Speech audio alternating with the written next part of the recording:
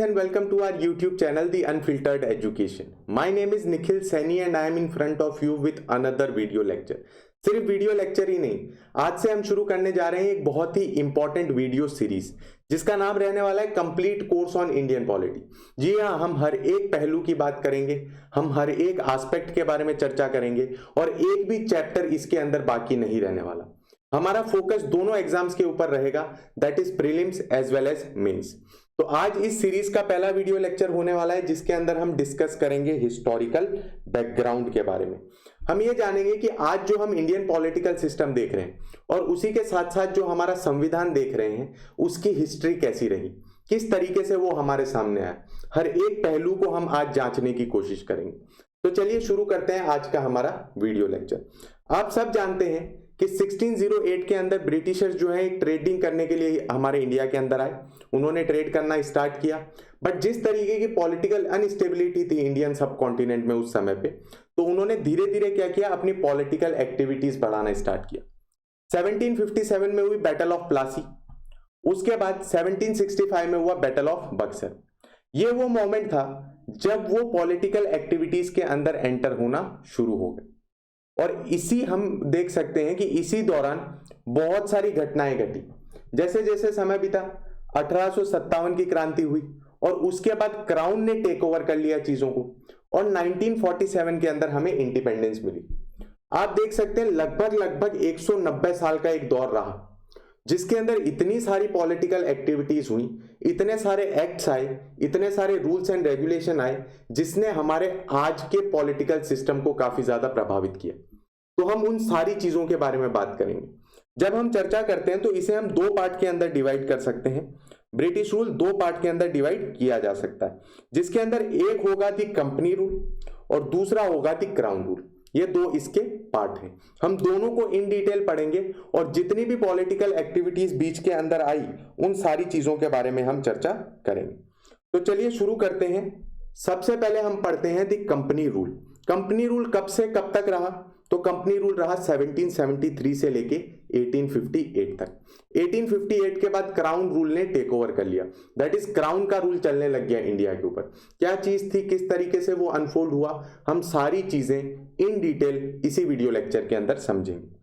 तो इसके अंदर सबसे पहला एक्ट आया रेगुलेटिंग एक्ट ऑफ 1773। पहली चीज ये हमारे लिए इतना इंपॉर्टेंट क्यों हो जाता है उसे समझने की कोशिश करते हैं। ये इतना इंपॉर्टेंट इसलिए हो जाता है क्योंकि ये पहली बार हुआ था कि ब्रिटिश पार्लियामेंट ने किसी तरीके से रेगुलेट करने का सोचा, कंपनी को रेगुलेट करने का सोचा। ठीक है। दूसरी चीज, जब भी हम कंपनी रूल की बात कर रहे हैं तो आप एक चीज देखेंगे, वो सेंट्रलाइजेशन की तरफ बढ़ रहे हैं, बहुत ज्यादा सेंट्रलाइजेशन की तरफ बढ़ रहे हैं। और जब हम क्राउन रूल पढ़ेंगे तो वो क्या है, डिसेंट्रलाइजेशन की तरफ जाते हैं। तो ये दोनों अंडर करंट है, इन्हें समझना जरूरी है क्योंकि आप देखेंगे जैसे जैसे एक्ट आगे जा रहा है, कंपनी रूल आगे आगे बढ़ता जा रहा है, सेंट्रलाइजेशन होती जा रही, और जैसे ही क्राउन रूल आएगा धीरे धीरे डिसेंट्रलाइज होगा और 1935 तक वो टोटली डिसेंट्रलाइज्ड हो जाएगा। तो ये अंडर करंट है। जब हम हिस्टोरिकल इवोल्यूशन समझते हैं तो हमारे लिए बहुत ज्यादा इंपॉर्टेंट है कि हम जाने कि पीछे किस तरीके की वेव चल रही। ठीक है।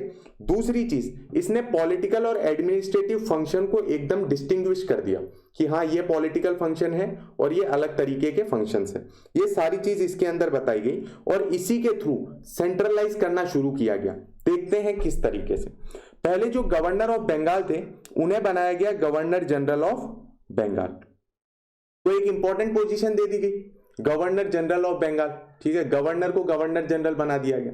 अब इसके अंदर और क्या क्या पावर दी गई, उनको एक एग्जीक्यूटिव काउंसिल दी गई।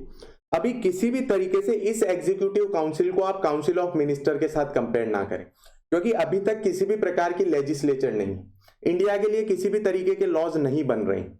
Actually this is only a executive council. जैसे आप प्रेसिडेंशियल फॉर्म ऑफ गवर्नमेंट में देखते हैं, वहां पे क्या है, ऐसे मिनिस्टर्स होते हैं जो रिस्पॉन्सिबल नहीं होते पार्लियामेंट की तरफ। तो ये उस तरीके का कुछ फ्रेमवर्क है, इस चीज का आपको दिमाग में रखना है। ये एग्जीक्यूटिव काउंसिल थे, मिनिस्टर्स तो थे but these were not responsible in the legislature. ये रिस्पॉन्सिबल वाले मिनिस्टर्स नहीं थे। तीसरा point, governor of Bombay and Madras presidency were made subordinate to the governor general of Bengal. आप देख पा रहे हैं सेंट्रलाइज कर दिया गया है, चीजों को सेंट्रलाइज कर दिया गया है। अब गवर्नर जनरल ऑफ बंगाल अपनी तरफ पावर को खींचते हुए ले जा रहे हैं, उनके तरफ पावर आ गई। उसी के साथ साथ यहाँ पे प्रोविजन आया सुप्रीम कोर्ट एट कैलकाटा। ठीक है, कैलकाटा में सुप्रीम कोर्ट को जो है इस्टेब्लिश किया जाएगा, जिसके अंदर एक चीफ जस्टिस रहने वाले हैं और उसी के साथ साथ 3 अदर जजेस। ठीक, ये सारी चीजें बताएंगी। इसी के साथ साथ एक और एडिशनल इंफॉर्मेशन आपके साथ शेयर कर देता हूं, that who was the first governor general of Bengal. So Warren Hasting was the first governor general of Bengal. इस चीज को आपको ध्यान रखना है। अब आगे चलते हैं और जानते हैं क्या लिखा है अगले पॉइंट में। Prohibited the servants from engaging in any private trade और एक्सेप्टिंग प्रेजेंट और ब्राइब्स बाय दी नेटिव्स। अब इसके पीछे हिस्ट्री क्या है उसे समझने की कोशिश करते हैं। पहले क्या दिया गया था, कंपनी को दस्तक दिया गया था। ये एक तरीके की परमिट थी जिसके थ्रू कंपनी जो है बिना किसी ड्यूटीज को दिए ट्रेड कर सकती थी। अब धीरे धीरे होने क्या लगा, जो कंपनी के अंदर काम कर रहे थे वही लोग इस दस्तक का मिसयूज करके प्राइवेट ट्रेड करने लग गए। तो इसमें दोनों चीजों का नुकसान हो रहा था, इंडियंस का भी नुकसान हो रहा था और कंपनी का भी। फायदा उस अकेले इंडिविजुअल का हो रहा था। तो पहला तो यह बताया गया कि किसी भी तरीके से प्राइवेट ट्रेड ना करे वो इंसान, क्योंकि वो प्राइवेट ट्रेड कर रहा है तो वो कहीं ना कहीं वो दस्तक का मिसयूज करके इंडियंस को तो नुकसान पहुंचा ही रहा है, उसी के साथ साथ कंपनी के साथ भी दगाबाजी कर रहा है। ठीक है, ईस्ट इंडिया कंपनी के साथ भी दगाबाजी कर रहा है। और कुछ लोग तो ऐसे भी थे, जैसे बड़े बड़े जो इंडियंस हैं जिनके पास पैसा था उस समय, वो दस्तक खरीद लेते थे मतलब करप्शन के थ्रू पैसा दे दिया कि भाई साहब आप अपना परमिट हमें दे दीजिए ताकि हम भी जो है बिना ड्यूटीज के ट्रेड कर पाए। तो ये जो है इसके लिए जो गिफ्ट और ब्राइब्स दी जाती थी उस पर भी लिमिटेशन लगा दी गई, बट ये कभी इंप्लीमेंट हुआ नहीं। इंप्लीमेंट करने का मतलब ये है कि करप्शन जो है देखो वो तो होता ही है, तो वो यहाँ पे भी होता ही रहता था। ये उन्होंने गाइडलाइंस दी, बट इसका कोई भी एक बोल सकते हैं हम एक सेटिस्फैक्टरी रिजल्ट नहीं निकला। Courts of director will have to report on its revenue, civil and military affairs in India. पहली बार इस तरीके का कोई दस्तावेज सामने आया, इस तरीके की कोई चीज सामने आई कि अब कंपनी को जो है रिपोर्ट करना पड़ेगा। अब रिपोर्ट कौन कौन सी चीजों में करना पड़ेगा कि कितना रेवेन्यू उन्होंने यहां से लिया, उसी के साथ साथ सिविल और मिलिट्री अफेयर्स जो है इंडिया के उसके बारे में भी डिटेल्स देनी पड़ेगी। So this was the first act जो सामने आया और इसी के अंदर से क्या बोल सकते हैं हम, पहली नींव रखी गई पॉलिटिकल एडमिनिस्ट्रेशन की। तो अब हम बात करते हैं अमेंडिंग एक्ट ऑफ 1781। इसे अमेंडिंग एक्ट क्यों कहा गया है उसके बारे में हम समझते हैं। सबसे पहले जो रेगुलेटिंग एक्ट जिसके बारे में अभी हाल फिलहाल में हमने पढ़ा, रेगुलेटिंग एक्ट ऑफ 1773, उसके अंदर जितने भी डिफेक्ट्स थे उन्हें ये जो है हटाने की कोशिश कर रहे थे, इसीलिए इसे कहा जाता है एक्ट ऑफ सेटलमेंट। ये इसका बेसिक इंट्रोडक्शन है। अब आगे चलते हैं और समझते हैं इसके फीचर्स क्या क्या थे। तो सबसे पहले तो यहाँ पे ये बताया गया कि गवर्नर जनरल और उसके ऑफिशियल्स जो हैं, कंपनी ऑफिशियल्स जो हैं, उन्हें सुप्रीम कोर्ट के जुरिस्डिक्शन से बाहर रखा गया। अब नोटिस करने वाली चीज यहाँ पे ये है कि जब वो अपने ऑफिशियल कैपेसिटी में काम करते हैं उसी समय तक वो जुरिस्डिक्शन से बाहर है। अगर वो पर्सनल कैपेसिटी में कुछ काम कर देते हैं तो वो सुप्रीम कोर्ट के जुरिस्डिक्शन के अंदर आएंगे। अब क्या होता है official capacity as well as personal capacity. For example मैंने एक पोस्ट होल्ड कर रखी है, अब उस पोस्ट के साथ मेरे पास कुछ पावर्स आती हैं, कुछ ड्यूटीज आती हैं। अगर उन्हें एक्सरसाइज करते वक्त मुझ पे कोई केस होता है या किसी भी तरीके से मैं आता हूं लीगल प्रोसेस के अंडर, तो वो मेरी ऑफिशियल कैपेसिटी होगी। बट अगर मैं पर्सनली कोई काम कर देता हूं तो वो मेरी पर्सनल कैपेसिटी में होगा। तो ऐसे समय में अगर ऑफिशियल कैपेसिटी में किया गया है काम तो उस इंसान को बाहर रखा जाएगा from the jurisdiction of supreme court. आगे चलते हैं और यहां पे बताया गया है revenue matters are excluded from the supreme court. Revenue matters को हटा दिया गया है कि रेवेन्यू मैटर्स में किसी भी तरीके से डिसीजन नहीं ले सकता सुप्रीम कोर्ट। ठीक है, इसे सुप्रीम कोर्ट के जुरिस्डिक्शन के बाहर रखा गया। पहले जो था सुप्रीम कोर्ट का जुरिस्डिक्शन वो हर एक इनहेबिटेंट पे नहीं था, बट अब क्या कर दिया गया है कि कलकत्ता के अंदर रहने वाले जितने भी लोग हैं उनके ऊपर, सबके ऊपर किसका रूल चलेगा, तो सुप्रीम कोर्ट का। अभी इसके अंदर नोटिस करने वाली चीज ये है कि यहां पे एक एडिशनल चीज डाली गई, दैट इज हिंदूज जो हैं, हिंदूज के लिए लॉ होगा हिंदू, हिंदू के लिए हिंदू पर्सनल लॉ। ठीक है, उसी के साथ साथ मुस्लिम के लिए मुस्लिम पर्सनल लॉ।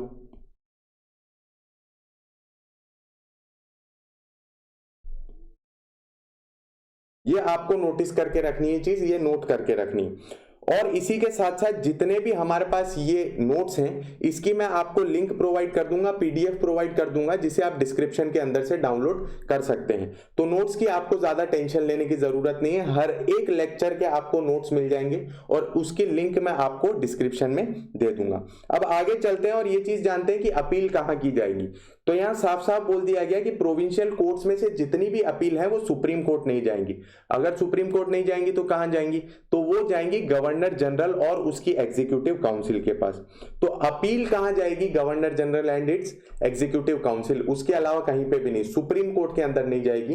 तो इस चीज को आपको ध्यान रखना है। इसी के साथ साथ क्या यहां पे बताया गया कि प्रोविजंस बनाया गया किसके लिए, regulation for the provincial courts and council. अब ये कौन तैयार करेगा, तो ये तैयार करेगा गवर्नर जनरल और उसकी एग्जीक्यूटिव काउंसिल। अब यहाँ पे आप देख पा रहे हैं, जैसे कि मैंने आपको पहले बताया था कि सेंट्रलाइजिंग फीचर है यहाँ पे।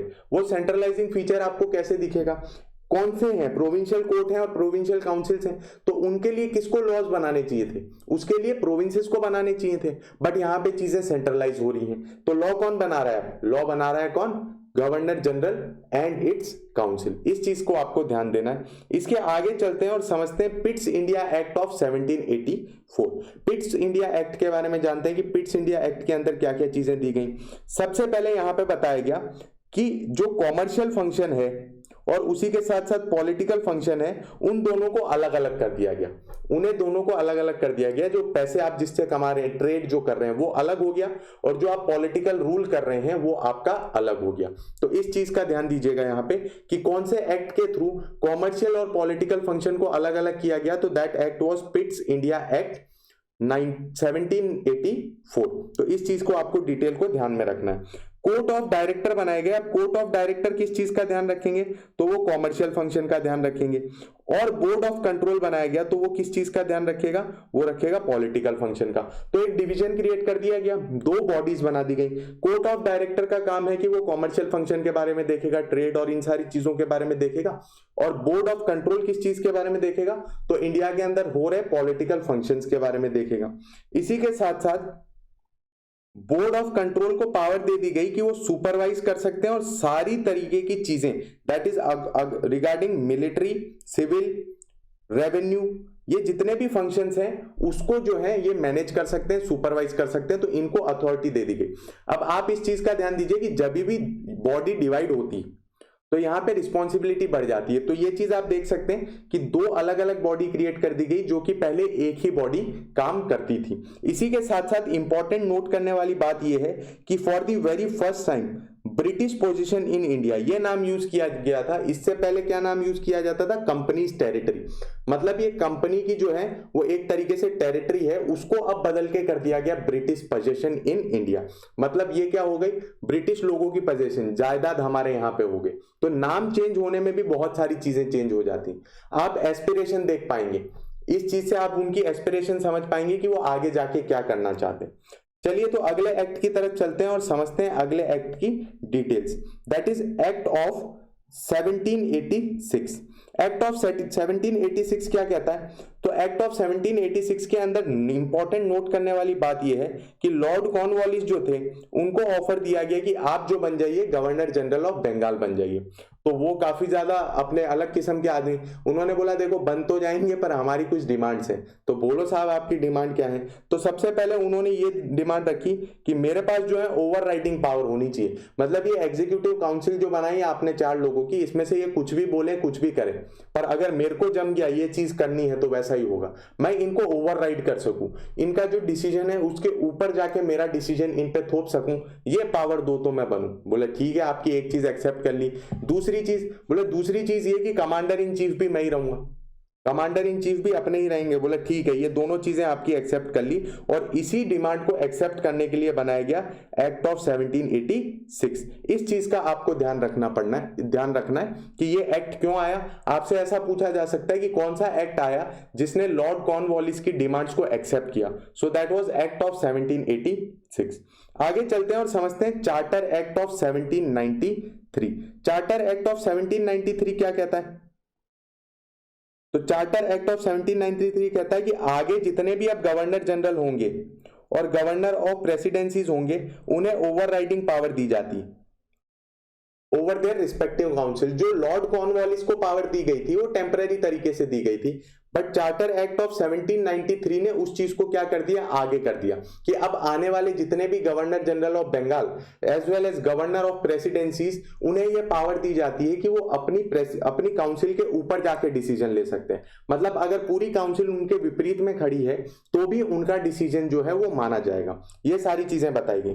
Power of governor general over the presidency of Madras and Bombay was increase. जैसे मैंने आपको बताया कि आप वेव समझिए, अंडर करंट समझिए, कंपनी रूल में और ज्यादा चीजें सेंट्रलाइज हो गई। अब जो मद्रास और बॉम्बे प्रेसिडेंसी के गवर्नर थे उनको क्या कर दिया गया, थोड़ा और ज्यादा नीचे कर दिया गया गवर्नर जनरल ऑफ बंगाल के, मतलब गवर्नर जनरल ऑफ बंगाल की पावर बढ़ा दी गई। Trade monopoly of company was extended for 20 years. Britain के अंदर इनकी मोनोपोली थी कि इंडिया के साथ यही ट्रेड कर सकते हैं, ईस्ट इंडिया कंपनी ही ट्रेड कर सकती है। तो ये जो मोनोपोली थी, ठीक है, कि सिर्फ वही ट्रेड करेंगे, इसको 20 साल के लिए और इंक्रीज कर दिया गया और आगे ले जाया गया और उनकी पावर जो है यहां पे बढ़ा दी गई। Commander in chief was not to be member of governor general council unless appointed. मतलब यहां पे हो सकता है, इस चीज को आपको नोटिस करना है, बट जब तक अपॉइंट नहीं किया जाए तब तक नहीं।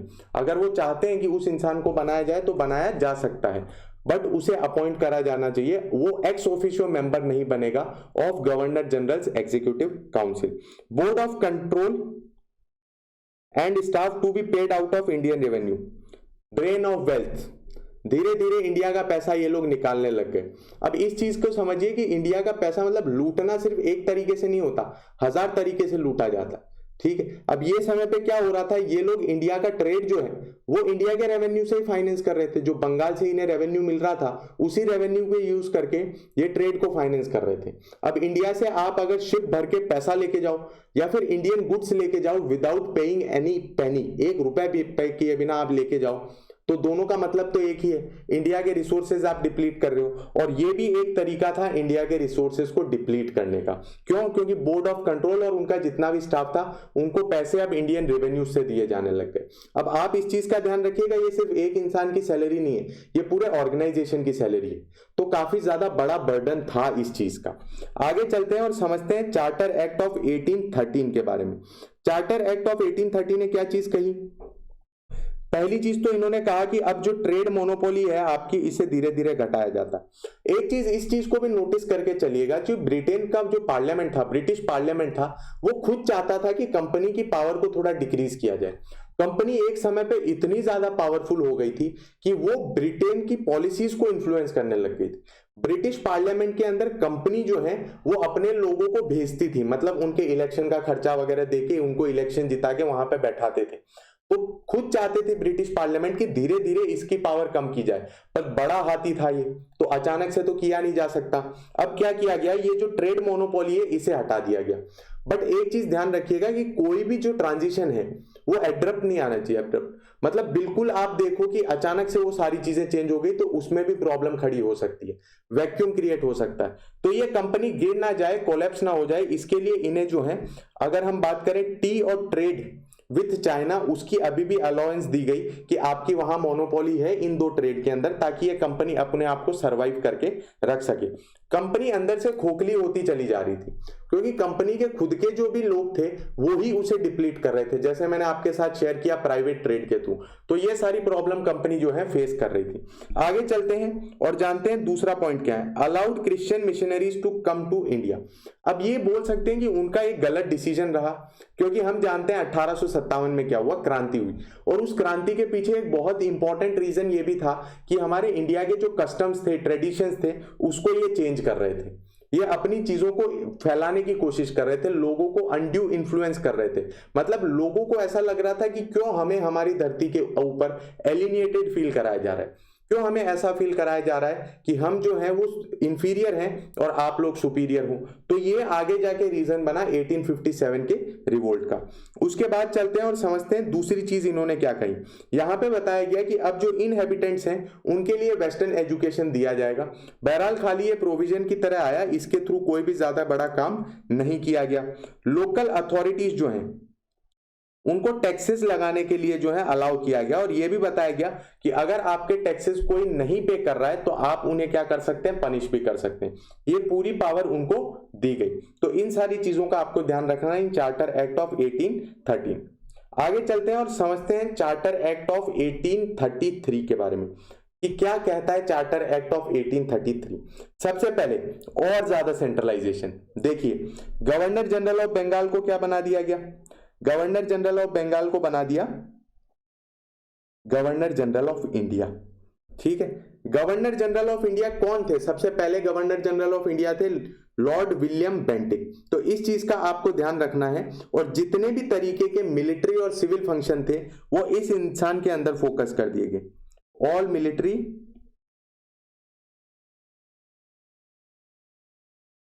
And civil function.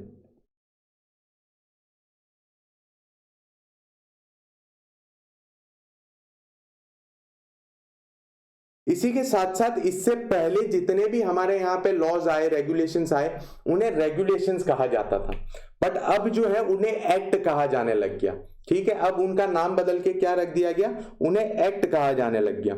इसी के साथ साथ हम आगे चलते हैं और ये चीज जानते हैं कि किस तरीके से एकदम भयंकर तरीके से सेंट्रलाइजेशन हुई, क्योंकि अब जो governor of Bombay and Madras थे उनके पास बिल्कुल भी पावर नहीं रही, वो बिल्कुल भी किसी भी तरीके से जो है अब अपने लिए लॉज नहीं बना सकते। तो नो लेजिस्लेटिव पावर्स, लॉज कौन बनाएगा, लॉ मेकिंग पावर किसके पास रहेगी, तो गवर्नर जनरल ऑफ इंडिया के पास रहेगी। इस चीज को आपको ध्यान देना है।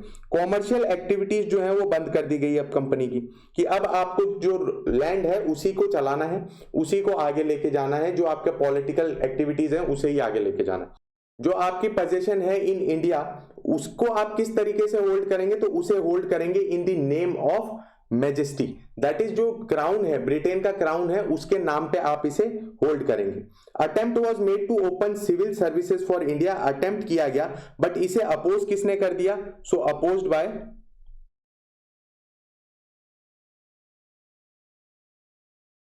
कोर्ट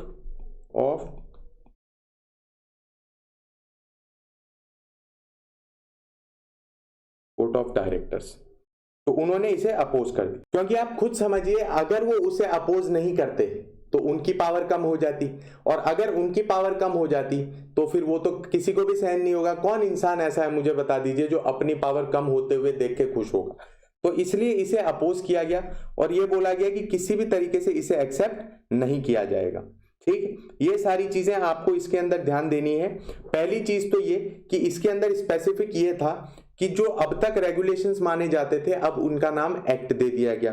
दूसरी चीज और ज्यादा सेंट्रलाइज्ड हो गया और डिप्राइव कर दिया गया किसे, प्रेसिडेंसीज को, उनको पावर से एकदम हटा दिया गया कि अब आप किसी भी तरीके से लॉ नहीं बना सकते।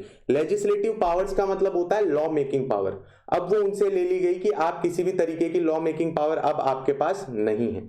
तो ये सारी डिटेल्स आपको ध्यान रखनी है।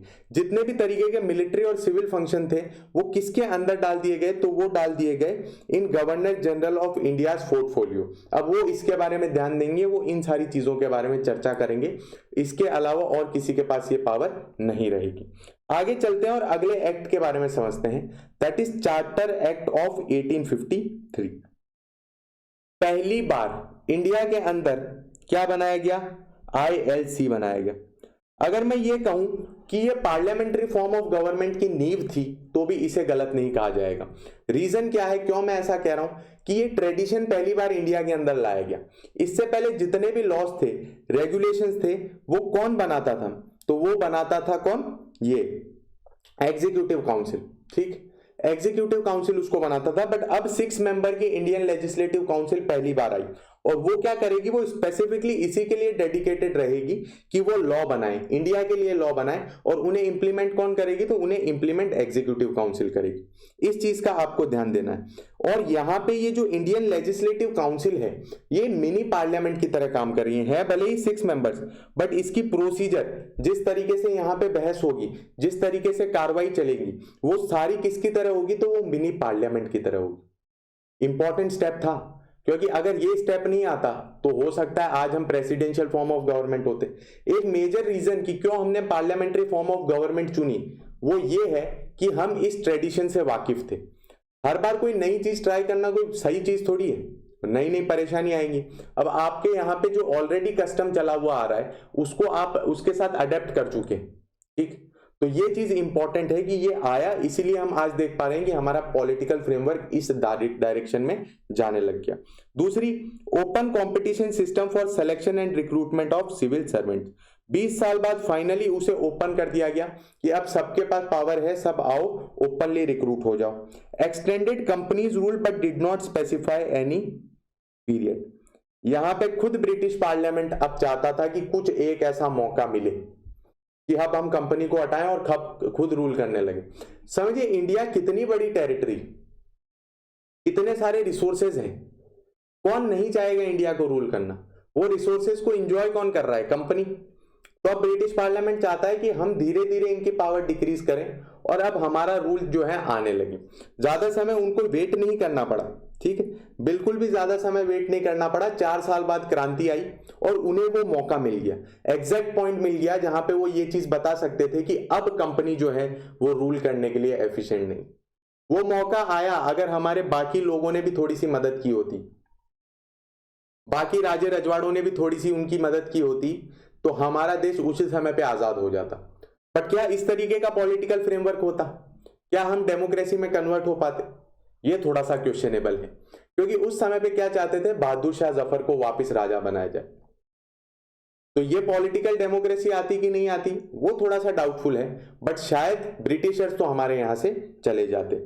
अगला यहां पे बताया गया, introduced local representation in ILC. Local representation आ गई है। लोकल रिप्रेजेंटेशन मतलब जो प्रोविंसेस हैं उनके अंदर से जो है लोगों को अपॉइंट किया जाएगा। जो 4 मेंबर्स हैं 6 में से, वो कहां से रहने वाले हैं? बॉम्बे, मद्रास, बंगाल एंड आगरा। रिप्रेजेंटेशन का देखो मेन ऑब्जेक्टिव ये है कि जो वहां से आया है बॉम्बे से, तो वो बॉम्बे की दुख तकलीफ साझा करेगा। वो आके बोलेगा गवर्नर जनरल ऑफ इंडिया की काउंसिल के अंदर, आईएलसी के अंदर, वहां पे ये चीज बोलेगा कि साहब हमें ये दिक्कत है, तो इस तरीके का लॉ बनना चाहिए। बाकी जो मद्रास, बंगाल और आगरा से है वो भी अपनी बातें सामने रखेंगे। तो इसी के लिए ये लोकल रिप्रेजेंटेशन है वो इंपॉर्टेंट हो गई। बट इस चीज का ध्यान रखें कि फीचर जो है वो सेंट्रलाइज था, पावर जो है उसे केंद्र में लाया जा रहा था, that is towards governor general of India. अब इसके आगे चलते हैं तो हमारे सामने आई 1857 की क्रांति, और उस 1857 की क्रांति के बाद आया 1858 का गवर्नमेंट ऑफ इंडिया एक्ट। तो अब से हमारा शुरू होता है the crown rule. Crown rule कहां से कहां तक चला? तो क्राउन रूल चला 1858 से लेके 1947 तक, जब तक कि हमारा देश आजाद नहीं हो गया। यहां पे हमने बहुत अलग अलग तरीके के डेवलपमेंट देखे, उन सारे डेवलपमेंट के बारे में हम चर्चा करेंगे, उन सारी डिटेल्स के बारे में चर्चा करेंगे। तो सबसे पहले हम पढ़ लेते हैं गवर्नमेंट ऑफ इंडिया एक्ट 1858 के बारे में।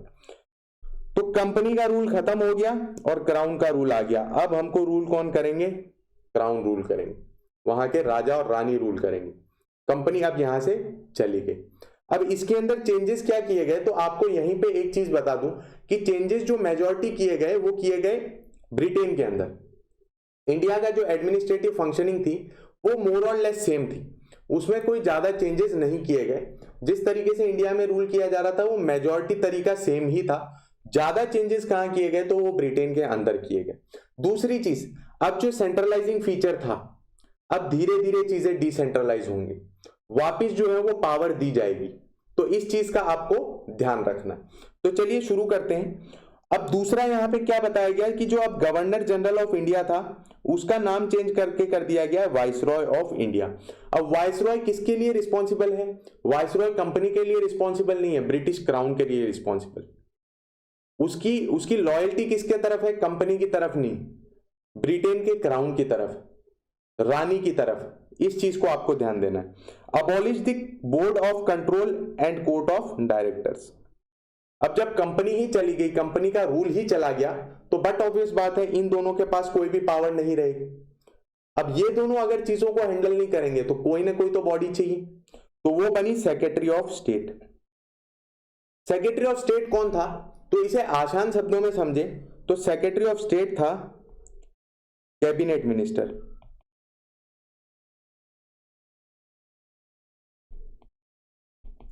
Of British parliament.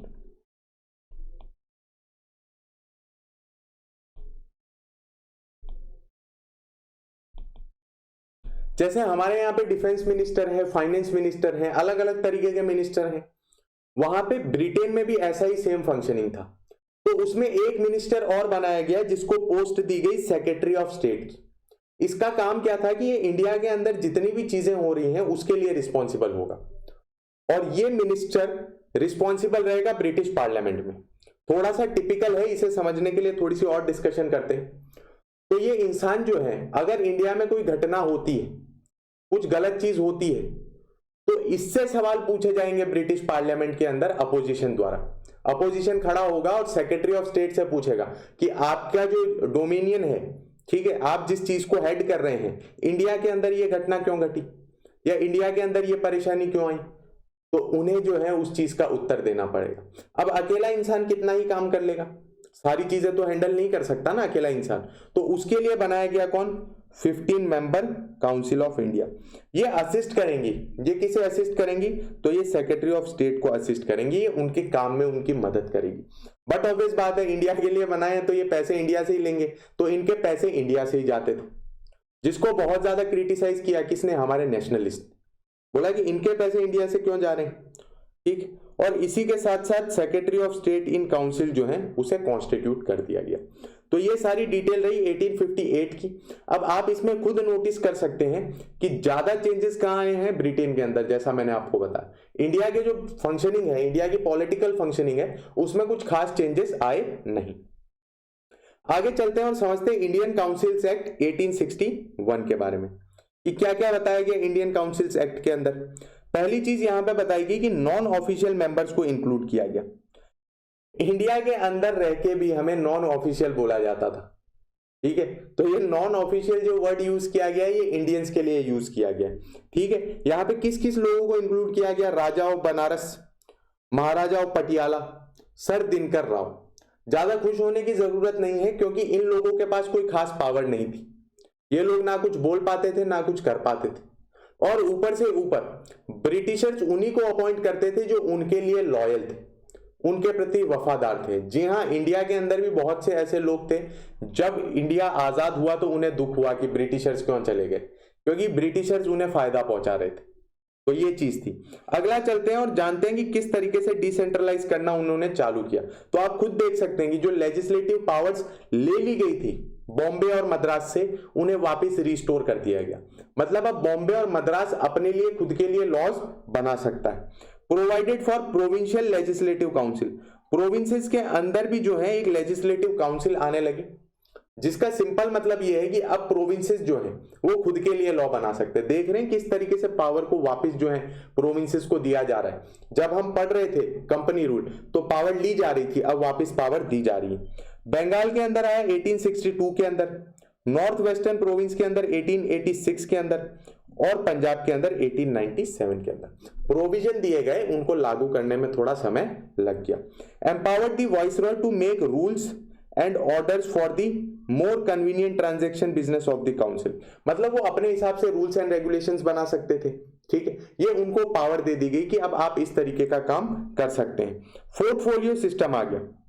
Portfolio system क्या होता है, जैसे आप यहां पे देखें इंडिया के अंदर, तो मिनिस्ट्री ऑफ डिफेंस कौन संभाल रहे हैं, तो राजनाथ सिंह जी संभाल रहे हैं, ये उनका पोर्टफोलियो है। क्या वो किसी और एरिना में जा सकते हैं, नहीं।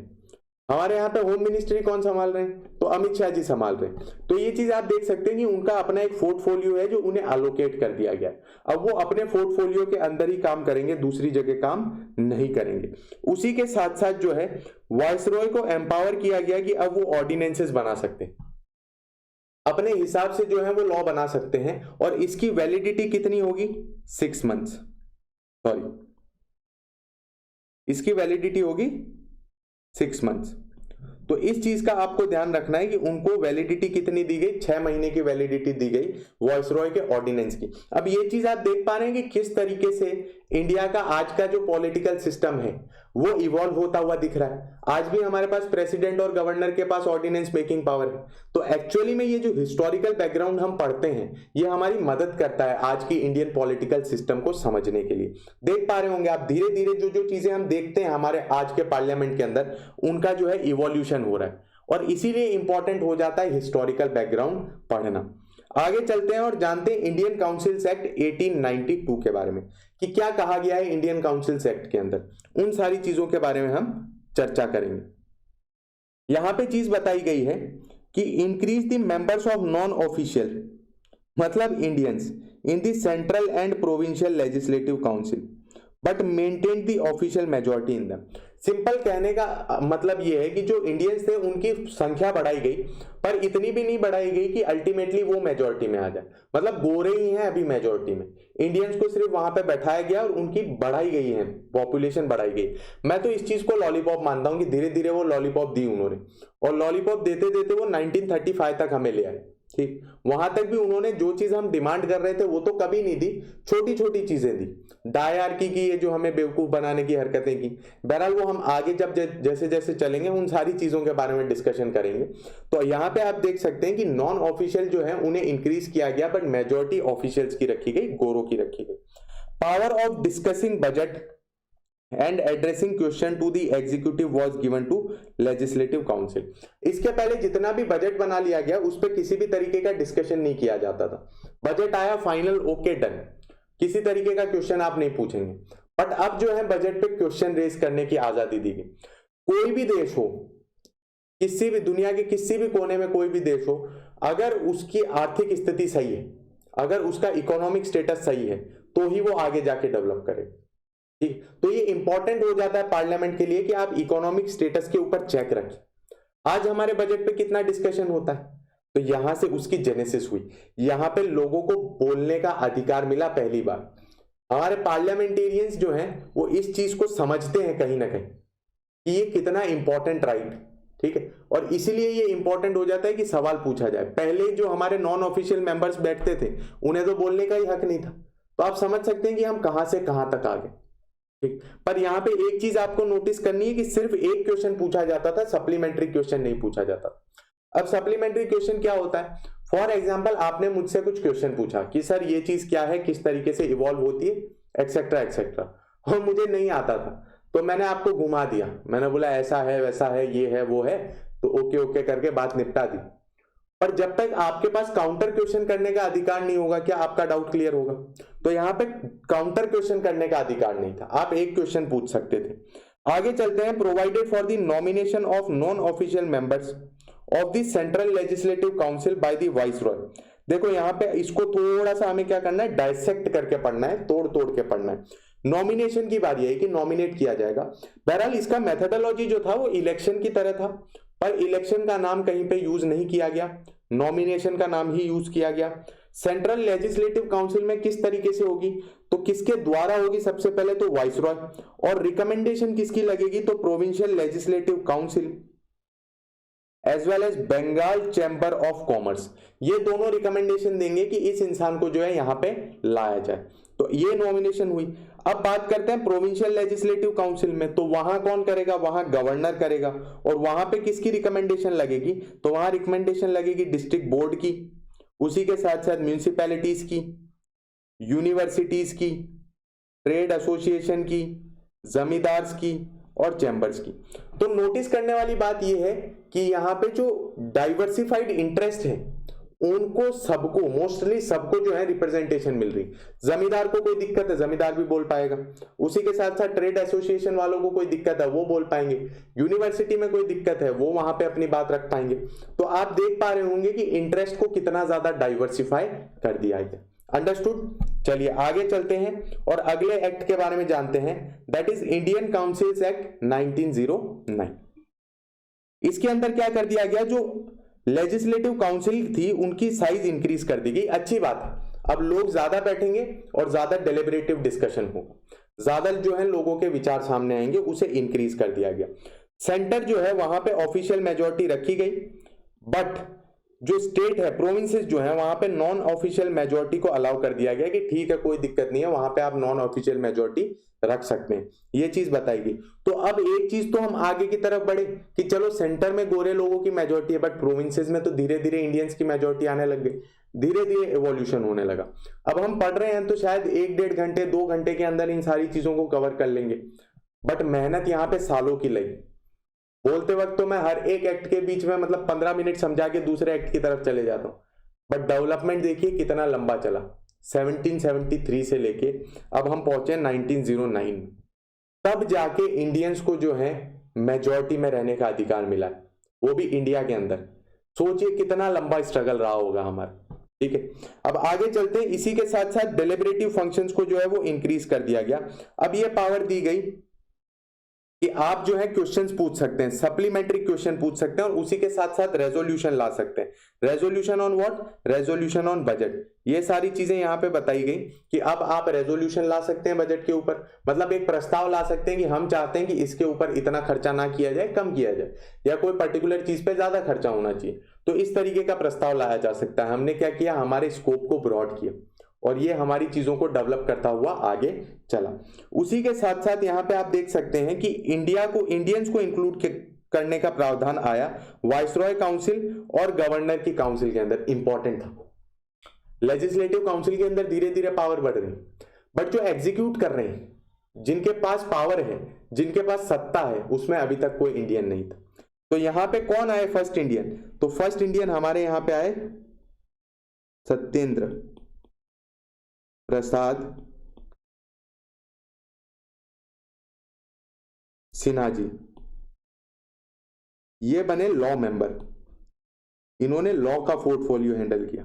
इंपॉर्टेंट है, सत्ता के अंदर आए, इंडियंस को इंक्लूड किया जाने लगा। तो ये सारी चीजें आपको ध्यान रखनी है। यहां पे आगे चलते हैं और बात करते हैं सेपरेट इलेक्टोरेट की। क्या है सेपरेट इलेक्टोरेट? ये एक तरीके से मैं बोल सकता हूं कि सबसे खराब नीति थी ब्रिटिशर्स की। वो इस हद तक गिर गए इंडिया को डिवाइड करने के लिए कि उन्होंने इस तरीके का मैकेनिज्म भी सामने रख दिया। सेपरेट इलेक्टोरेट का कॉन्सेप्ट क्या है उसे समझते हैं। यहां बताया गया है सेपरेट इलेक्टोरेट फॉर मुस्लिम्स। तो मुस्लिम की एक सीट रिजर्व की जाएगी, उस सीट पे सिर्फ मुस्लिम बैठेंगे, और उस सीट के लिए जो भी वोट डालेगा वो सिर्फ मुस्लिम ही डालेंगे। अब इसमें दिक्कत क्या है उसे समझने की कोशिश करते हैं। जब हम सेपरेट इलेक्टोरेट की बात करते हैं, फॉर एग्जांपल मैं किसी एक्स कास्ट से बिलोंग करता हूं या एक्स रिलीजन से बिलोंग करता हूं, और मेरे लिए सिर्फ वही एक्स रिलीजन या एक्स कास्ट वाले वोट कर सकते हैं, तो मैं बाकी कास्ट के और बाकी रिलीजन के लोगों के बारे में क्यों चिंता करूंगा? उनसे क्या मतलब मुझे? सोसाइटी डिवाइड हो गई, सोसाइटी के अंदर स्ट्रेटिफिकेशन हुआ, सोसाइटी के अंदर वाटर टाइट कंपार्टमेंट्स तैयार हुई।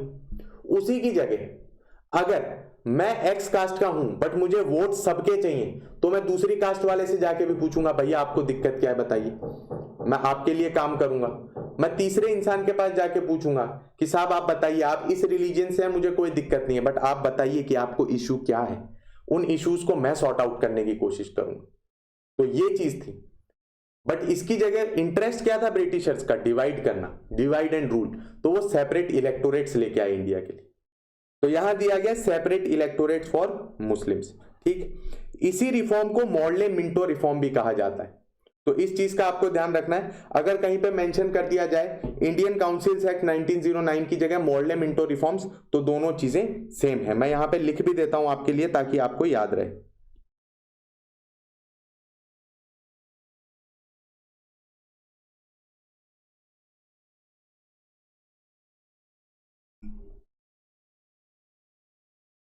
और ये मिंटो साहब जो हैं, ये हमारे लिए लेके आए सेपरेट इलेक्टोरेट, तो इसीलिए इन्हें कहा जाता है फादर ऑफ कम्युनल इलेक्टोरेट। इसलिए इन्हें क्या कहा जाता है? Father of communal electorate. इन सारी चीजों का आपको ध्यान रखना है। इसी के साथ साथ सेपरेट रिप्रेजेंटेशन का भी जो है यहाँ पे स्कोप रखा गया of presidency, corporations, chamber of commerce, universities and zamindars. तो ये धीरे धीरे क्या है, डाइवर्सिफाइड इंटरेस्ट को अंदर लेने वाली बात। तो अच्छी चीज है, जितने लोग होंगे, जितनी उनकी परेशानी होंगी, वो सारी चीजें सामने आएंगी। आगे चलते हैं और समझते हैं गवर्नमेंट ऑफ इंडिया एक्ट 1919 कि क्या कहता है गवर्नमेंट ऑफ इंडिया एक्ट 1990। अब 17 के अंदर ही ब्रिटिश गवर्नमेंट ने ये एक ऐलान कर दिया था कि अब हम धीरे धीरे चाहते हैं कि इंडिया के अंदर सेल्फ गवर्नमेंट आए, मतलब इंडियंस अपने आप को रूल करने लगे। ठीक है, तो उसी चीज को आगे ले जाते हुए इस एक्ट को लाया गया, जिसके अंदर क्या दो प्रोविजंस डिवाइड कर दिए गए, सब्जेक्ट जो हैं उन्हें डिवाइड कर दिया गया, प्रोविंशियल सब्जेक्ट और सेंट्रल सब्जेक्ट। इंपॉर्टेंट ये है कि जो कॉन्सेंट्रेशन हो रहा था और ज्यादा अब क्या हो गया है, डिसेंट्रलाइज्ड हो गया है। क्राउन रूल के अंदर देखिए अब पूरा डाइवर्सिफाई कर दिया गया, आपको बता दिया गया है कि सेंटर जो है मतलब वो इस पे लॉ बनाएगा और प्रोविंसेस जो है वो इस पे लॉज बनाएंगे, तो उनकी चीजों को डाइवर्सिफाई कर दिया गया। इसके बाद आया डायरकी इन दी प्रोविंसेस। डायरकी का कॉन्सेप्ट बहुत इंपॉर्टेंट है, तो इसे हम थोड़ा सा समय लेके समझते हैं, प्रॉपरली समझने की कोशिश करते हैं। जस्ट गिव मी ए सेकेंड, मैं एक स्लाइड ऐड कर लूं ताकि हम इसे समझ पाए।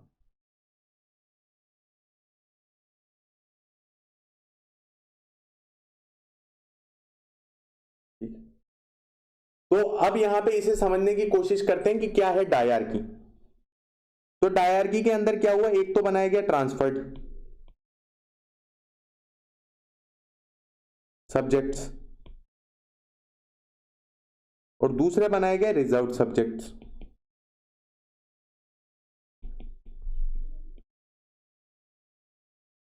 तो डबल रूल की जो है यहां पे तैयारी कर दी गई। ट्रांसफर्ड सब्जेक्ट पे डिसीजन कौन लेगा, governor. On whose aid and advice, हमने पहली चीज देखी कि अब जो है प्रोविंशियल जो लेजिस्लेटिव काउंसिल है वहां पे इंडियंस की मेजोरिटी आने लग गई। अब इंडियंस की मेजोरिटी आ गई तो वहां पे उनकी ज्यादा सत्ता होगी, तो वहां से जो मिनिस्टर बनता है दैट इज रिस्पॉन्सिबल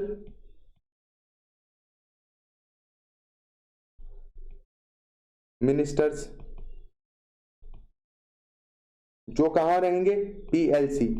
ये क्या रहेंगे, इंडियंस। दूसरी रिजर्व लिस्ट रखी गई जिसके अंदर इंपॉर्टेंट फंक्शन रखे गए। इस पे डिसीजन लेगा गवर्नर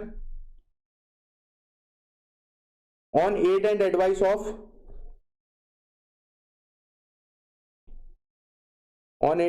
ऑफ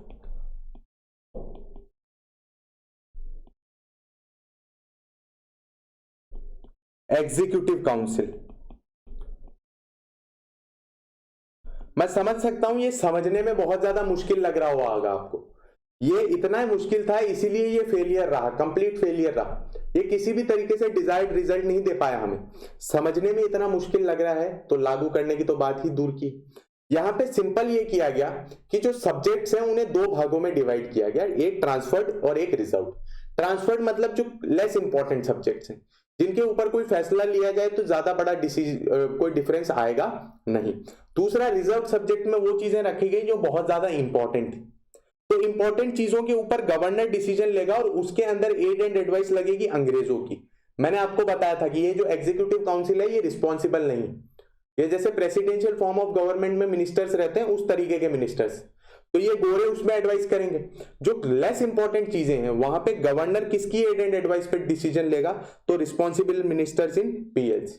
ये काफी बड़ा फेलियर रहा और किसी भी तरीके से अच्छे तरीके से फंक्शन नहीं कर पाए। ठीक, तो ये डायरकी का कॉन्सेप्ट है, इसे अभी समझ लीजिए क्योंकि ये 1935 एक्ट में भी वापस यहां पे रिपीट होगा। ठीक, आगे चलते हैं और समझते हैं दूसरे पॉइंट के बारे में। Introduced bicameralism as well as direct elections in the country. ठीक, दो हाउस बना दिए गए, बाइकैमरल हाउस बना दिए गए, जिसके अंदर अपर हाउस को बोले जाने लगा काउंसिल ऑफ स्टेट और लोअर हाउस को लेजिस्लेटिव असेंबली। ये दो हाउसेस यहां पे बन गए। दूसरी चीज, अगर हम डायरेक्ट इलेक्शन की बात करें तो यहां पे फ्रेंचाइज लिमिटेड रखी थी। अगर किसी के पास प्रॉपर्टी है तो उस बेसिस पे उसे दिया गया, टैक्स के बेसिस पे, एजुकेशन के बेसिस पे, तो यहां पे आप लिख सकते हैं लिमिटेड फ्रेंचाइज, मतलब वोटिंग राइट जो है वो लिमिटेड थे,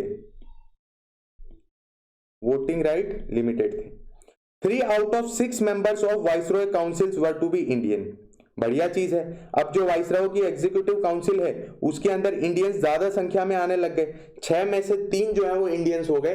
बट एक चीज नोटिस करिएगा, यहां पे भी उन्होंने एक कंडीशन रखी थी, that not commander in chief, क्योंकि उन्हें मालूम है इंडियंस को दे दिया तो ये क्या कर देंगे, दिक्कत कर देंगे। तो कमांडर इन चीफ को यहाँ पे नहीं रखा गया। बाकी उसके अलावा एग्जीक्यूटिव काउंसिल के अंदर इंडियंस रहेंगे 3। सेपरेट इलेक्टोरेट को और ज्यादा बढ़ाया गया। 1909 के बाद में ये चीज देखी अंग्रेजों ने कि ये तो अच्छी चीज है, हमने तो बढ़िया कर दिया, इंडियंस को डिवाइड कर दिया, तो ये क्या है, बढ़िया चीज हुई, और ज्यादा इसे आगे लेके जाओ। तो सिक्स को भी दे दिया, इंडियन क्रिश्चियंस को भी दे दिया, एंग्लो इंडियंस को भी दे दिया और यूरोपियंस को भी दे दिया। दिक्कत वाली बात है। डिवाइड एंड रूल में बहुत बढ़िया ये जो है आगे रहते। हमारे यहाँ पे आज जो हम कम्युनलिज्म वाला जो प्रॉब्लम फेस कर रहे हैं, ठीक, उसकी जेनेसिस कहीं ना कहीं ब्रिटिशर्स ने रखी। जो मॉडर्न फॉर्म में स्पेसिफिकली हम देख पा रहे हैं, उसकी जेनेसिस अंग्रेजों ने ही रखी। अंग्रेज ही उसके एक कारण। आगे चलते हैं और समझते हैं कि यहाँ पे जो है granted franchise to limited number of people, जो मैं आपको ऑलरेडी ऊपर समझा चुका हूं कि वहां पे किस किस के बेसिस पे किया जाता था, प्रॉपर्टी के बेस पे, टैक्स के बेस पे, एजुकेशन के बेस पे। Created a new office of high commissioner for India in London, एक नया ऑफिस दिया गया। और इसको कौन सी पावर दी जाएगी, क्योंकि ऑलरेडी मैंने आपको थोड़े समय पहले बताया था कि 1858 के एक्ट के थ्रू सेक्रेटरी ऑफ स्टेट बनाया गया, तो इसको थोड़े फंक्शन दे दिए गए सेक्रेटरी ऑफ स्टेट के, ताकि सेक्रेटरी ऑफ स्टेट के ऊपर भी ओवरबर्डन ना रहे और इसे भी हम थोड़ा सा फंक्शन दे पाए। इस्टेब्लिश्ड पब्लिक सर्विस कमीशन, मतलब ये लोगों को अपॉइंट करने वाला एक सर्विस कमीशन इन्होंने इस्टेब्लिश किया। और उसी के साथ साथ पहली बार ये हुआ कि सेंट्रल बजट और स्टेट बजट इन दोनों को अलग अलग कर दिया गया, ठीक है, प्रोविंशियल बजट एज इन, तो इन दोनों को अलग अलग कर दिया गया और ज्यादा चीजें डिसेंट्रलाइज हो गई। हमेशा ध्यान रखना, जब कंपनी रूल था तब सेंट्रलाइज हो रही थी, जब क्राउन रूल आया तो डिसेंट्रलाइज हो रही थी। बार बार मैं बोल रहा हूं, इसीलिए बोल रहा हूं ताकि आपको अंडर करंट याद रहे और आप चीजों को बेहतर तरीके से समझ पाए। एक इंक्वायरी कमीशन की बात रखी गई कि एक इंक्वायरी कमीशन रखा जाएगा 10 साल बाद, जो इस चीज के ऊपर निर्णय लेगा कि इंडियंस को कॉन्स्टिट्यूशनल डेवलपमेंट की और कितनी ज्यादा जरूरत है। अब यहाँ पे एक छोटा सा स्टोरी टाइम आता है, तो थोड़ी सी स्टोरी सुनिए ताकि आप आगे की चीजों को बेहतर तरीके से समझ पाए। 10 साल बाद की बात की गई, तो 10 साल बाद कब होते हैं? 10 साल बाद होते हैं अराउंड 1929 के करीब। बट 2 साल पहले ही 1927 के अंदर ही साइमन कमीशन को अपॉइंट कर दिया गया, और यही वो कमीशन है जो यहां लिखा गया इंक्वायरी कमीशन, उसका नाम था साइमन कमीशन। साइमन कमीशन की दिक्कत ये थी कि इसके अंदर इंडियन एक भी नहीं थे। अब अगर मैं आपसे दुख तकलीफ पूछूं, मैं आपसे ये चीज पूछूं कि आपको किस चीज का जरूरत है, क्या आप डेवलपमेंट चाहते हैं, और उसमें आपका कोई भी रिप्रेजेंटेटिव ना हो, तो प्रॉब्लम वाली बात है। आप चाह रहे हैं कि इंडिया को किस चीज की जरूरत है, इंडियंस को किस चीज की जरूरत है, और एक भी इंडियन नहीं उसमें, तो ये तो गलत चीज है। तो ये मैं बोल सकता हूं हिस्ट्री में पहली बार हुआ कि इंडिया पूरा यूनाइट हो गया, जितने भी सेक्शंस थे वो सब यूनाइट हो गए, और सबने साइमन कमीशन को बहुत बुरी तरीके से अपोज किया। सबने कहा कि साइमन गो बैक, साइमन हमें आपकी कोई जरूरत नहीं। ये सारी चीज उन्होंने सामने रखी, और ये सारी चीज उन्होंने सामने रखने के बाद क्या किया, अपना सपोर्ट देने से मना कर दिया कि हम तो साइमन कमीशन को सपोर्ट नहीं करते।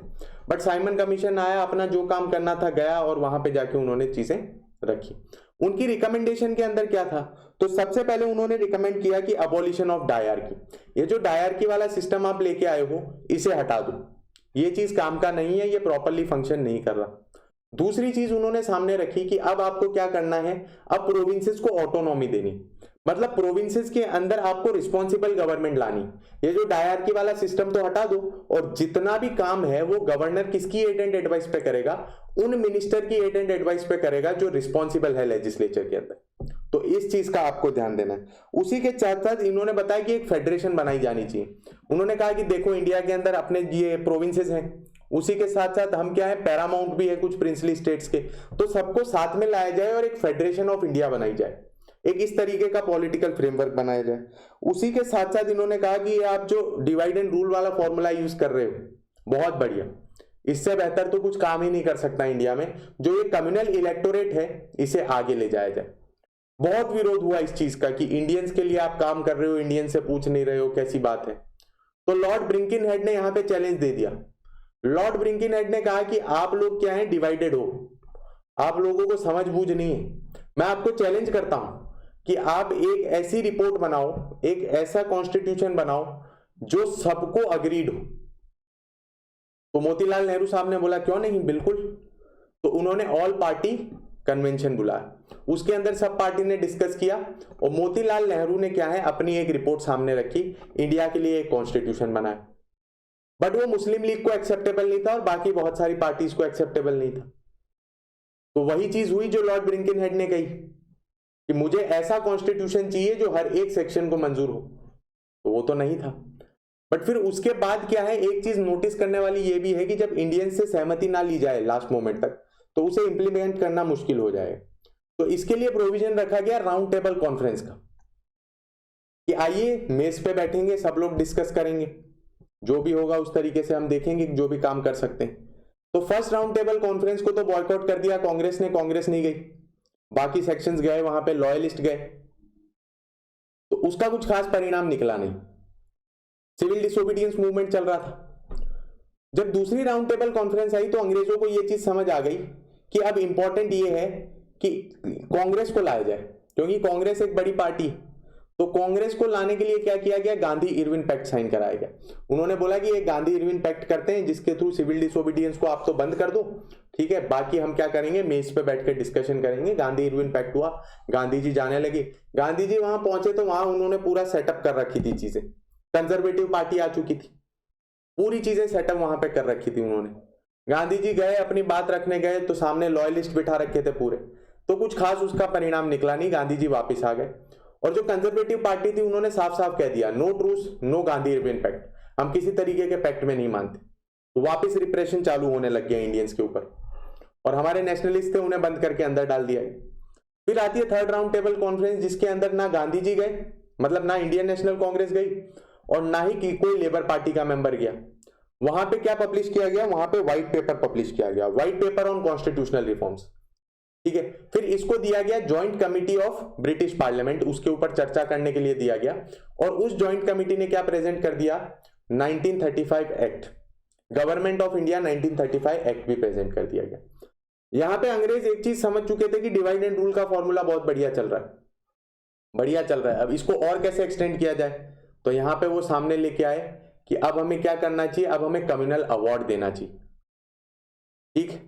मैकडोनल्ड रामसे ने क्या कहा कि अब हम जो डिप्रेस्ड क्लास है हिंदूज के अंदर, उनको भी सेपरेट इलेक्टोरेट देंगे, मतलब जो डिप्रेस्ड क्लास है उसी का कैंडिडेट खड़ा होगा और वो डिप्रेस्ड क्लास वाले लोग ही उसे वोट कर पाएंगे। दिक्कत वाला काम है, क्योंकि और ज्यादा डिवीजन हो गया। गांधी जी को ये खबर पहुंची, गांधी जी बोले ये क्या फालतू चीजें चल रही हैं मेरे होते हुए। गांधी जी ने बोला मैं नहीं होने दूंगा ये, तो आप तो हिंदूज को और डिवाइड कर रहे हो। तो बोले क्या किया जाए, तो गांधी जी बैठ गए अनशन में, गांधी जी फास्ट पे बैठ गए। फिर इसी चीज को क्लोजर देने के लिए, समाप्त करने के लिए पूना पैक्ट साइन किया गया। पूना पैक्ट जो अपर क्लास है, अपर कास्ट है, उनके थ्रू आए मदन मोहन मालवीय जी, उन्होंने वो साइन किया। और डिप्रेस क्लास की तरफ से आए कौन, डॉक्टर भीमराव आंबेडकर। पूना एक्ट के अंदर, पूना पैक्ट के अंदर सॉरी, ये चीज डिसाइड की गई कि हिंदूज जो है वो ज्वाइंट इलेक्टोरेट में रहेंगे और जो डिप्रेस सेक्शन है उन्हें सीट्स दे दी जाएंगी, रिजर्व सीट्स दे दी जाएंगी। तो ये हुआ पूना पैक्ट। और अब इसके बाद हमारे सामने आता है गवर्नमेंट ऑफ इंडिया एक्ट 1935। तो अब हम डिस्कस करेंगे गवर्नमेंट ऑफ इंडिया एक्ट 1935 के बारे में।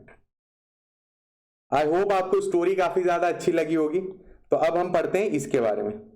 Provided for establishment of all India federation, all India federation आएगी जिसमें प्रिंसली स्टेट्स भी आ गए, ठीक, चीफ कमिश्नर्स प्रोविंस भी आ गए और जो प्रोविंसेस हैं वो भी आ गए। तो सबको ज्वाइन करके हम एक क्या बनाएंगे, फेडरेशन बनाएंगे, जिसके अंदर पावर को डिवाइड कर दिया गया फेडरल लिस्ट के अंदर, प्रोविंशियल लिस्ट के अंदर और कॉन्करेंट लिस्ट के अंदर। आप देख पा रहे हैं आज हमारे 7th schedule of Indian constitution में ऐसा ही कुछ दिया गया है, ठीक है। 7th शेड्यूल में ये सारी चीजें दी गई, तो ये उसका इवोल्यूशन है। और कहीं ना कहीं बहुत ज्यादा चीजें जो है हमारे कॉन्स्टिट्यूशन के अंदर वो आई है 1935 एक्ट के थ्रू, जो चीज आप देख पाओगे, ठीक। और इसके अंदर रेसिड्यूअरी पावर किसको दे दी गई, तो रेसिड्यूअरी पावर थी वाइसरॉय के पास।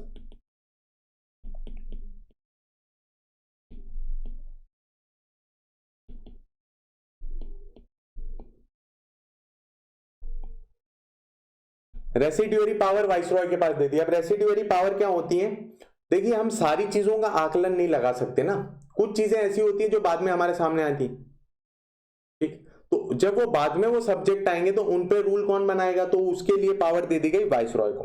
Provinces were given autonomy, provinces को ऑटोनॉमी दे दी गई जो 1937 में इंप्लीमेंट हुई। 1937 में इंडियन नेशनल कांग्रेस ने बहुत सारे प्रोविंसेस के अंदर अपनी सरकार बनाई, बहुत बढ़िया बढ़िया काम किया, बट 1939 आते आते वर्ल्ड वॉर सेकेंड जो है स्टार्ट हो गया तो उन्हें रिजाइन करना पड़ा। पर ये 2 साल के अंदर उन्हें क्या थी, ऑटोनॉमी थी। दैट इज प्रोविंसेस के अंदर जो अब पीएलसी है वहां जिसकी मेजोरिटी बनेगी वो सरकार बनाएगा और वहां का गवर्नर इनकी एड एंड एडवाइस पे चलेगा। ठीक, तो ये बहुत इंपॉर्टेंट एक फीचर था कि अब प्रोविंसेस तो जो है वो ऑटोनोमस हो गए। सेंटर के अंदर ये चीज नहीं लाई गई, सेंटर के अंदर डायरकी इंप्लीमेंट करने का सोचा गया जो कि कभी इंप्लीमेंट नहीं किया गया था। So that was never implemented, क्योंकि आप खुद देखिए ये प्रोविंसेस के अंदर कितना बड़ा फेलियर रहा। दोनों में डिफरेंस है। एक चीज और नोटिस करिएगा, जब प्रोविंसेस की बात चल रही है वहां इंप्लीमेंट किया गया था बट वहां फेलियर रहा वो। जब हम सेंटर की बात कर रहे हैं तो वहां कभी इंप्लीमेंट ही नहीं किया गया। ठीक, आगे चलते हैं और यहां पे क्या कर दिया गया, बाई कैमरल कर दिया गया प्रोविंसेस को। 6 प्रोविंसेस को बाई कैमरल कर दिया गया, जिसके अंदर से एक है बंगाल, दूसरा है Bombay, Madras, Bihar, Assam and United province. यहाँ पे बाय कैमरल फीचर जो है ला दिया गया, मतलब 2 हाउसेस यहाँ पे क्रिएट कर दिए गए, बट बहुत अलग अलग तरीके के यहाँ पे रिस्ट्रिक्शंस लगाए गए। अपर हाउस को बोला जाता था लेजिस्लेटिव काउंसिल और लोअर हाउस को बोला जाता था लेजिस्लेटिव असेंबली, बट बहुत सारे रिस्ट्रिक्शंस थे उसके ऊपर। Abolish the council of India, council of India को अबॉलिश कर दिया गया और वो चीज अच्छी भी थी क्योंकि बहुत सारे नेशनलिस्ट उसे क्रिटिसाइज कर रहे थे कि भाई इतने पैसे आप वहां पे लेके जा रहे हो, क्या जरूरत है। तो अब क्या करेगा, सेक्रेटरी ऑफ स्टेट अकेला काम करेगा? नहीं, उनको एक एडवाइजर्स दिए गए, एक थोड़े बहुत एडवाइजर्स दिए गए जो उनको बताएंगे कि इस तरीके से काम करना है। बट पूरी ये जो काउंसिल ऑफ इंडिया है इसे अबॉलिश कर दिया गया। एक्सटेंडेड फ्रेंचाइज, फ्रेंचाइज बढ़ा दिया गया। वोटिंग राइट जो है 10% के करीब कर दिया गया। आई नो बहुत कम है ये भी, पर वही बात है ना कि कुछ नहीं था तो उससे कुछ तो बेहतर है, थोड़ा बहुत तो बेहतर। तो यहाँ पे वोटिंग राइट्स कितने कर दिए गए, 10% के करीब। आरबीआई के लिए प्रोविजन रखा गया जो कि स्टैब्लिश कर दी गई थी 1939 के अंदर, क्योंकि कोई भी कंट्री हो किसी भी तरीके से रूल हो रही हो वहां पे इंपॉर्टेंट ये हो जाता है कि वहां का जो इकोनॉमिक स्टेटस है उसे प्रॉपर रखा जाए, वो जो फिजिकल स्टेबिलिटी है उसका ध्यान रखा जाए, तो उसके लिए ये चीज लाई गई। उसके बाद चलते हैं और बात करते हैं कि अब इसके अंदर और क्या डिफरेंस लाया गया। तो आप जिस चीज की तैयारी कर रहे हैं, मतलब आप में से मेजॉरिटी जिस चीज की तैयारी कर रहे हैं, यूपीएससी सिविल सर्विसेज एग्जामिनेशन, तो यहां पे क्या था, उसके लिए फेडरल पब्लिक सर्विस कमीशन बनाया गया। जो प्रोविंसेस थे उनके लिए प्रोविंशियल पब्लिक सर्विस कमीशन, और ऐसे स्टेट्स, ऐसे प्रोविंसेस जहां पे ये दोनों नहीं हो पा रहे हैं, कहीं ना कहीं बोल सकते हैं provincial public service commission function नहीं कर पा रही है, उसके लिए ज्वाइंट पब्लिक सर्विस कमीशन बना दिया। तो ये भी चीज आज भी हम हमारे कॉन्स्टिट्यूशन के अंदर देख सकते हैं कि ये तीनों तरीके के फंक्शनिंग हमारे यहाँ पे है। और उसके साथ साथ फेडरल कोर्ट जो है उसका प्रोविजन रखा गया कि फेडरल कोर्ट बनाया जाएगा। ये सारी चीजें आपको ध्यान देनी है और इन सारी चीजों को आपको नोट करके रखना है। आपको सारी चीजों की डिटेल पीडीएफ के अंदर मिल जाएगी, ऐसी की ऐसी। इसको मैं पीडीएफ में कन्वर्ट करके अपने वो डिस्क्रिप्शन में डाल दूंगा, वहां से आप डाउनलोड कर लीजिएगा। तो नोट्स की कोई टेंशन लेने की जरूरत नहीं है, रिवाइज करते रहिएगा, मल्टीपल रिवीजन करिएगा। चलिए आगे चलते हैं और अगला एक्ट समझते हैं, इंडियन इंडिपेंडेंस एक्ट 1947। अब हमारे इस पूरे डिस्कशन की तरफ हम बढ़ गए हैं, कंक्लूजन की तरफ बढ़ गए हैं। अब हम आजादी दिलाएंगे और क्या क्या चीजें इसके अंदर आई। सबसे पहले तो अब भारत आजाद हो चुका है, ठीक है। 15 अगस्त 1947 के दिन वो आजाद हो जाएगा। एक्चुअली में ये आजाद करने वाले थे जून 30, 1948 से पहले, बट देखा इस तरीके का नरसंहार चल गया यहाँ पे, तो राइट्स हो रहे हैं, तो अंग्रेजों ने बोला चलो यहां से छोड़ो अभी इसको, ठीक है, जैसा भी है जल्दी से इसे देके जाओ। तो पार्टीशन के अंदर इशू हुआ उसके लिए भी अंग्रेज बहुत हद तक जिम्मेदार है। अगर पार्टीशन ढंग से किया होता, ठीक है, हर एक चीज का तरीका होता है, ठीक, अगर पार्टीशन ढंग से किया होता, रेडक्लिफ खुद कहते हैं ये कि जब मैं इंडिया में आया तो मैं सर्जिकल नाइफ लेके आया था कि मैं बारीकी से काटूंगा, हर चीज को ध्यान दूंगा, बट यहां पे आते ही मुझे 6 वीक्स की डेडलाइन दी गई, तो मैंने क्या किया, वो सर्जिकल नाइफ तो साइड में रखी और कसाई वाला चाकू उठा लिया, बुचर्स नाइफ, और जहां से दिखा वहां से काटा। ये सारे इश्यूज उसकी वजह से हुए। अंग्रेज अगर टाइम रहते उस चीज को कर लेते और प्रॉपरली कर लेते तो जो हमने प्रॉब्लम्स फेस करी वो शायद नहीं करते। चलिए वापिस हमारे इस एक्ट की तरफ आते हैं। 2 चीजें बनाई गई माउंटबेटन प्लान के अकॉर्डिंग। दो डोमिनियन बनाए गए, इंडिया और पाकिस्तान। इन दोनों को राइट दिया गया, right to secede British commonwealth. बहुत जैसे लोग होते हैं जो बोलते हैं कि हम क्या कैसे सोवरेन हैं, क्योंकि हम तो ब्रिटिश कॉमनवेल्थ का पार्ट है, वहां हमारे पास राइट है, हम बाहर निकल सकते हैं। तो ऐसा यहाँ पे नहीं है। Abolish the office of viceroy and appointed governor general for each dominion. Each dominion के लिए गवर्नर जनरल थे। तो इंडिया के लिए वो पद किसको दिया गया? माउंटबेटन को दिया गया। और माउंटबेटन का एक एम एंड ऑब्जेक्टिव ये भी था कि मैं दोनों इंडिया और पाकिस्तान का गवर्नर जनरल बनूंगा, फिर उसके बाद क्या करूंगा, दोनों के अंदर वो चीज ध्यान दूंगा कि किस तरीके से पार्टीशन हो रहा है। बट वहां पे कौन बन गए गवर्नर जनरल? मोहम्मद अली जिन्ना, और इंडिया के अंदर माउंटबेटन। तो एक तरीके से हम बोल सकते हैं कोऑर्डिनेशन भी कहीं ना कहीं ब्रेक हो गया, तो इश्यूज और सामने बढ़ गए। कॉन्स्टिट्यूएंट असेंबली को पावर दी गई कि वो अपने लिए क्या है, लॉज बना सकते हैं, जैसे भी वो अपने लिए लॉज बनाए वो बना सकते हैं, उसकी कोई दिक्कत नहीं है। अपना खुद का संविधान बनाए, और आप अमेंड भी कर सकते हैं। 1935 एक्ट को भी अमेंड कर सकते हैं, और ये इंडियन इंडिपेंडेंस एक्ट 1947 जो है इसे भी आप अमेंड कर सकते हैं, इसकी कोई भी दिक्कत नहीं। सेक्रेटरी ऑफ स्टेट को अबॉलिश कर दिया गया, और उसकी पावर किसको दे दी गई, उसके फंक्शंस दे दिए गए secretary of state for Commonwealth affairs, तो उनको ये ट्रांसफर कर दिए गए। इस चीज का आपको नोटिस देना है। प्रोक्लेम्ड लैप्स ऑफ पैरामाउंटेसी, ये क्या चीज है? तो प्रिंसली स्टेट्स जो है उनके ऊपर आधिपत्य था कहीं ना कहीं ब्रिटिश क्राउन का। तो अब इन्होंने कहा कि देखो भाई, अब हमारा और आपका कोई रिलेशन नहीं। उसी के साथ साथ कई ट्राइबल एरिया पे भी आधिपत्य था, बोले अब हम आपको फ्री करते हैं। उसके साथ साथ बताया कि आप चाहो तो आप इंडिया को ज्वाइन कर लो, आप चाहो तो आप पाकिस्तान को ज्वाइन कर लो, और आपकी इच्छा हो इंडिपेंडेंट रहना है तो वो भी रह सकते हो, हमें कोई दिक्कत नहीं। जैसी आपकी इच्छा उस तरीके से आप इसको करिए। आगे चलते हैं और समझते हैं कि किस तरीके से रूल किया जाएगा। तो बोले अब हम आपको छोड़ रहे हैं, बट हम ये चीज कह के जा रहे हैं कि 1935 एक्ट के अकॉर्डेंस में गवर्नेंस चलेगी, ठीक है, उसके अनुसार सारी चीजें चलेंगी। पर अगर कॉन्स्टिट्यूएंट असेंबली चाहे कि उसमें कुछ चेंजेस करने हैं तो वो कर सकते हैं, उसमें उनके लिए कोई भी लिमिटेशन नहीं है। तो उन्हें ऑथराइज किया गया चेंज करने के लिए। ब्रिटिश मोनार्क यानी ब्रिटेन का जो राजा है, उन्हें अब मना कर दिया गया कि ना तो आप किसी चीज को विटो कर सकते हैं, ना ही आप ऐसा मांग सकते हैं कि उस पर्टिकुलर बिल को रिजर्व किया जाए मेरे लिए कि मैं उस पर डिसीजन लूंगा। ये पावर दे दी गई गवर्नर जनरल को। अब उनके पास ये पावर रहने वाली थी, जो कि ऑब्वियसली अब इन्हें नॉमिनल हेड बना दिया गया था। मतलब अब ये रियल एग्जीक्यूटिव नहीं रहे। रियल एग्जीक्यूटिव कौन हो गए? रियल एग्जीक्यूटिव हो गए वो कैबिनेट जो उस डोमिनियन में फंक्शन कर रहा है। अगर हम पाकिस्तान की बात करें तो पाकिस्तान का कैबिनेट, और अगर इंडिया की बात करें तो इंडिया का कैबिनेट, वो एड एंड एडवाइस देंगे, और उन्हीं एड एंड एडवाइस पे ये सारी चीजें होंगी। ठीक है, तो ये यहां पे बताया गया। Governor general of India and provincial governors were head of states. मतलब आज जिस तरीके से आप प्रेसिडेंट को देख रहे हो उस तरीके से पोजीशन रख दी गई गवर्नर जनरल ऑफ इंडिया की। और जो प्रोविंशियल गवर्नर्स हैं, तो जैसे आज हम देख रहे हैं गवर्नर्स हमारे स्टेट्स में, वैसी पोजीशन रख दी गई। मतलब ये जो है ये एड एंड एडवाइस पे काम करने लग गए। अब ये रियल एग्जीक्यूटिव नहीं रहे, ये नॉमिनल एग्जीक्यूटिव हो गए। टाइटल ड्रॉप कर दिया गया। Title of emperor of India, जो रॉयल टाइटल्स थे ब्रिटेन के अंदर, वहां से इसे हटा दिया गया।